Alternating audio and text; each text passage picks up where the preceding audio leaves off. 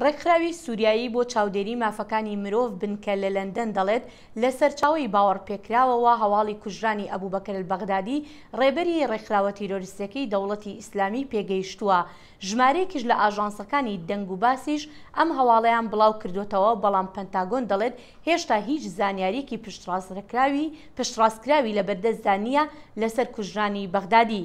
پێشتریش سەرۆگۆزیری عێراق ئازادکردنی شاری مووسڵی ڕاگەیاند، هەرچەندە وەک سەرچاوەکانی هەواڵ ئاماژەی پێدەکەن هێشتاش شەڕ هەرماوە لە چەند گەڕەکێکی بەشەکۆنەکەی مووسڵدا. لەم بارەیەوە شوان زوڵال لێکۆڵەر لە کینگز کۆڵێجی لەندەنمان لەگەڵدایە ڕاستەوخۆ لە ڕێی سکایپەوە. کاک شوان، سوپاس بۆ ئامادەبوونت. سپاس. وە با بە پرسیاری یەکەمم سەبارەت بە شەڕەکانی مووسڵ بێت، پێت وایە ئەو شەڕانە هەروە بە زووی بگاتە قۆناغی ئەوەی بگوترێت داعش بە تەواوەتی بنەبڕکراوە؟ زۆر سپاس. خۆی گەر سەری شەڕی مووسڵکەین وەکو شەڕی ناو مووسڵ ئێستا تەقریبەن تەواو بووە، بە شەڕی دەوروبەری هێشتا ماوە، تەلعفەر بوون مونە وەگەر بەرەوخواری شۆ بڕۆی نزیک کردبوو کە چەند مەنطقەیەکی کەماوە بەدەست داعشەوە، ئەمانە هێشتا شەڕی ماوە. بە شەڕی وەکو مووسڵ بڵێن وەکێ لە هەرە گەورەترین شارەکانی عێراق و بڵێن پایتەختی وەکو پایتەختی بڵێن داعش وا بوو. ئەو هەنگاوانەی کە پێویستە ئێستا بنرێ یەکەم شت ئەوەیە کە ئەمنیەتی شارەکە دابین کرد، دوای ئەمنیەتیش ئاو و کارەبا و ئەو وردەکاریانە وردەگەڕێنێتەوە بە هاوڵاتیان. بەس یەکەم خەتۆ ئەوەیە کە بڵێن ئەمنیەت بگەڕێتەوە. لەلایەکی کەشەوە ئایا داعش تەواو بووە یا تەواو نەبووە؟ ئەگەر داعش تەواو نەبووە بە هیچ جۆرێ، ئەگەر ئێمە سەیری ئەفغانستان کەین لە 2001ەوە ئەمریکا چەند زەختێکی کردو و چەند پارێکی هێزگار زۆری سەر کردووە لەوەی کە ئەلقاعیدە لە ناوبەرێ و تا ئێستا بینێن ئەلقاعیدە هەم دیزگەڕاوەتەوە ئەو بڵێن زەختی ئەمریکا نەماوەتەوە داعش عین. بەڵێ کاک شوان، دەمەوێت پرسیارێکی تر بکەم. لە ماوەی 3 ساڵی ڕابردوودا با بڵین دەگوترا کە داعش بەرەنجامی قەیرانی سیاسی و ئاینزاییە لە عێراق. جا پێت وایە بەنەمانی داعش قەیرانی ئاینزایی و سیاسی لە عێراق کۆتایی پێبێت؟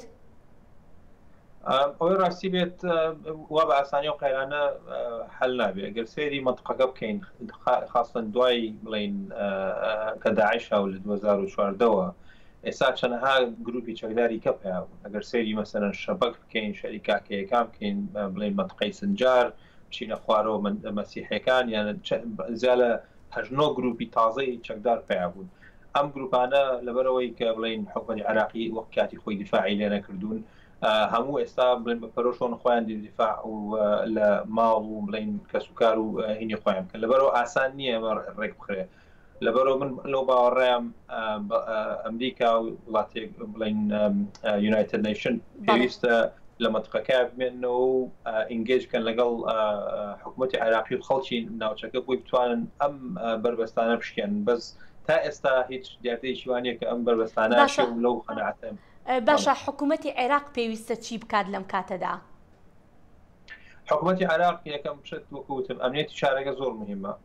ئەگەر ئەمنیەت نەبێت ئەو بڵین تووڕەوانە وردە کۆبنەوە هەم دیست خەڵکیکە بەرەو خۆیان ڕاکێشن. دووەم شت گەڕانەوەی بڵین ئاو کارەبا و چەند پێداویستێک خواردن بۆ بڵین گەڕانەوەی چەند کەسێک ئەوانی کە بڵین ئاوارەکان وردە. دوای ئەوە بڵین دروستکردنەوەی شاری مووسڵ، بڵین ریکۆنستراکشنی شاری مووسڵ، ئەمە وەکو بەدەیها ملیارد دۆلاری تێچێ، نە بڵین وڵاتانی دەرەوە ئەمریکا و بڵین ئەوروپا ئێستا ئەو پارەیان هەیە کە بتواننەوە کەن. ئەمە بێ لە عێراقەوە خۆی دەست پێکە. حکوومەتی عێراقی پێویستە فەندێ دروستکە بڵین بە نوعێک کە بتوانێ وردە نەختی پارێنە و لایە بۆی بتوانێ مووسڵی پێ دروستکاتەوە. ئەگەر مووسڵ دروست نەکرێتەوە داعش زۆر بە زووی ئەگەڕێتەوە. داعش تقریبا بە 2 ڕۆژ بەڵێ کاک شوان پێچ و تا ڕزگای کرا لەبەرەوە بێت بەدەستی بەسەر. بەڵێ کاک شوان، لە ئێستادا وەکو دەزانین شەڕی داعش لە ڕەقا لە سووریا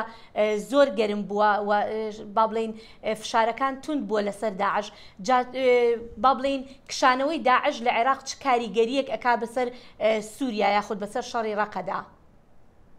تەوا زۆربەی ئەو شەڕکەرانە ئێستا گەڕێنەوە بۆ مەنطقەی تەلعفەر یا مەنطقەی بڵێن حەویجە و بەعزێکیان چەندێکیان گەڕێنەوە بۆ سووریا.